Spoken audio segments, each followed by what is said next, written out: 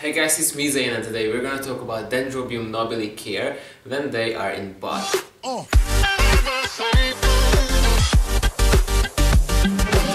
Okay, so it's winter time and is the main season for the nobiles actually to produce buds on them, because Dendrobium nobile orchids, unlike the other very popular hybrid in these garden centers and these flower shops, the Dendrobium phalaenopsis, they need the same care like all year long. But then there are these Dendrobium nobiles which have these very long canes with these thin, very bendy leaves, and they produce flowers, spikes all along the stem. They are seasonal orchids, and with the care we need to actually mimic the natural habitat of these orchids, so the care for them is changing according to the season.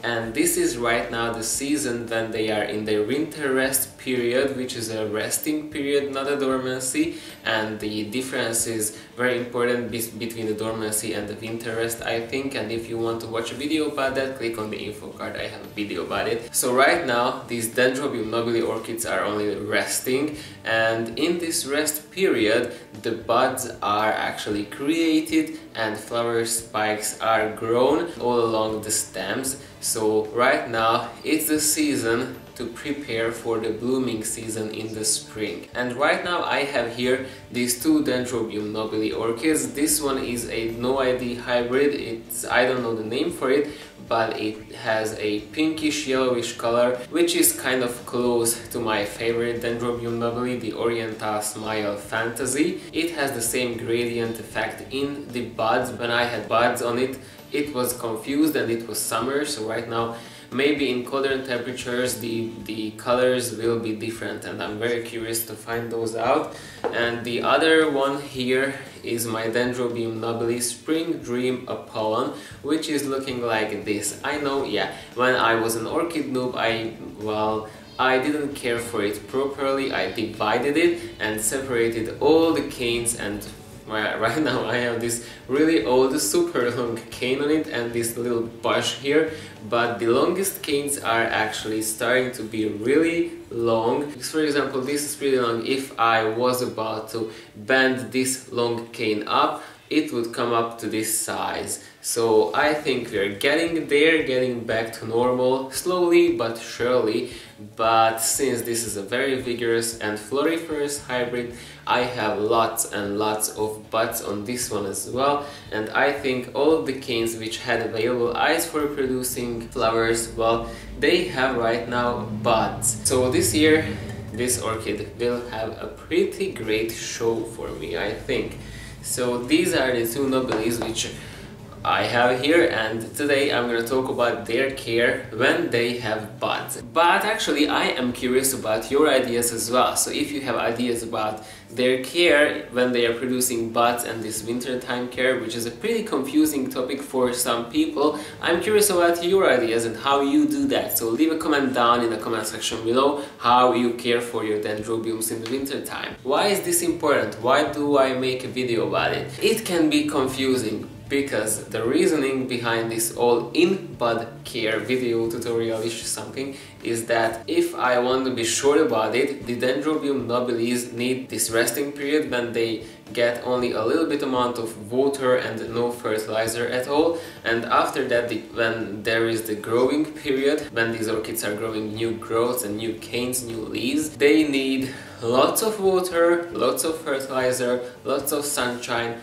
warmth and stuff like that. There is this difference. Since they are seasonal growers, they need to create a pseudobulb, a new growth, a new set of canes in a short period of time, and after that there's going to be a resting period and then the cycle starts again. So there's going to be a big change in care. When they are growing, they need lots of things, lots of fertilizer, lots of food, let's say, and when they are resting, they are resting. They don't need too much of anything. They need only a little amount of water, and that's that. And also colder temperatures. Here comes the maybe a little bit confusing part, because in the rest period, when they are resting and not growing at all new canes or anything like that, new pseudobulbs, new structures, that's the actual time when they are producing buds. So we can say that they are growing, because they are growing something. They are growing buds, flowers, spikes, flowers. They are preparing for the blooming season. I said when they are growing, they need lots of things. They are not growing, they don't need lots of food. So why is that? What's happening? Should we fertilize? Should we water when they produce buds and stuff like that? Well, I'm gonna tell you how I do that, and also I'm gonna tell you how other people think it is and stuff like that. There is a lot of different ideas about this, when you should fertilize, when you should water, when exactly you should start the watering and stuff like that. I won't judge those other ideas. I'm here to tell you my personal opinion about these things, and for my logic they work. For my orchids they work. So for me these ideas work. So what I am actually doing with the Nobile orchids, I have two ideas about the watering and feeding them. Well, the first one, when they are growing structures, when they are doing the vegetative growth, I give them food. When they are not producing anything, I don't give them too much food. In the springtime, at first new nubbins actually appear at the base of the pseudobulbs, and they are starting to leaf out, and they are starting to be longer and longer and taller, and that means that they are growing new pseudobulbs, new leaves. That is the time when I know I need to start watering and fertilizing, because they will need lots and lots of energy for those new canes to grow big and tall and healthy and juicy. When they are growing new growths, I give them lots of food, lots of fertilizer. And after the summertime, in the autumn time, when the new growths are actually stopped, they are matured fully, but it's still not winter time, it's not their rest period still, I give them still water and fertilizer, but less quantities, because they are not growing, they don't need that energy, they cannot use it up, so I'm not giving them that much.